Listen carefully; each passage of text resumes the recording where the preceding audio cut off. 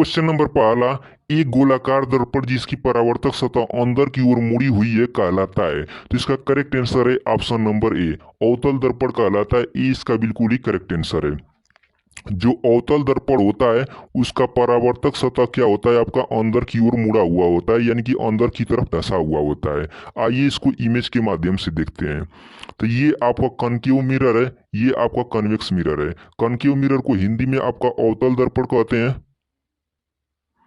और convex mirror को आपका उत्तल दर्पण कहते हैं। तो अवतल दर्पण में जो आपका परावर्तक सतह होता है ये क्या होता है, आपका अंदर की तरफ धंसा हुआ होता है। और उत्तल दर्पण में जो आपका परावर्तक सतह होता है ये क्या होता है, उभरा हुआ होता है। तो इमेज के माध्यम से आप लोग आसानी से समझ सकते हैं। नेक्स्ट क्वेश्चन, क्वेश्चन नंबर 2 है आपका, निम्नलिखित में से किस मिश्रण को अलग अलग कीपों फनलों द्वारा अलग किया जा सकता है। तो इसका करेक्ट आंसर है ऑप्शन नंबर सी, तेल और पानी के मिश्रण को जो है आपका कीपों या फनल द्वारा अलग अलग किया जा सकता है। क्यों अलग किया जा सकता है, क्योंकि तेल और पानी कभी मिक्स नहीं होते हैं। तो ये आपका आसानी से कीपों द्वारा क्या किए जा सकते हैं, अलग किए जा सकते हैं। ऑप्शन नंबर ए की बात करें, एल्कोहल और पानी, एल्कोहल और पानी को कीप द्वारा अलग नहीं किया जा सकता है।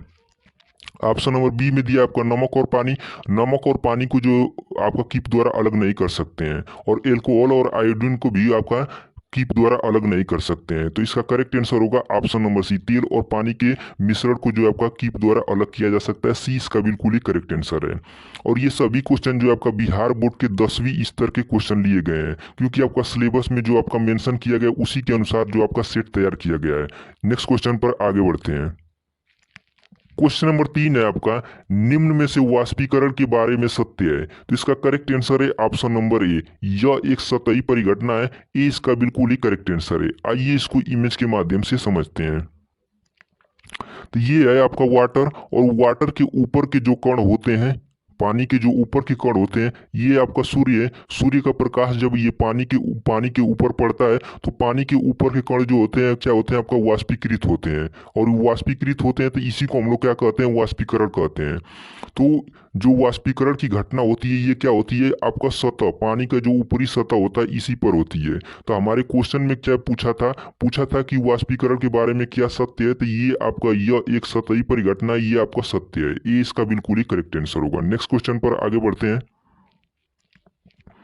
क्वेश्चन नंबर 4 है आपका, जब एक संपीड़ित स्प्रिंग को छोड़ा जाता है तो यह अपनी स्थितिज ऊर्जा को डैश में बदल लेता है। तो इसका करेक्ट आंसर होगा ऑप्शन नंबर डी, गतिज ऊर्जा में बदल लेता है। जब एक स्प्रिंग को आप दबाए हुए हैं और उसको छोड़ेंगे तो वो क्या होगा, गतिज ऊर्जा में कन्वर्ट हो जाएगा।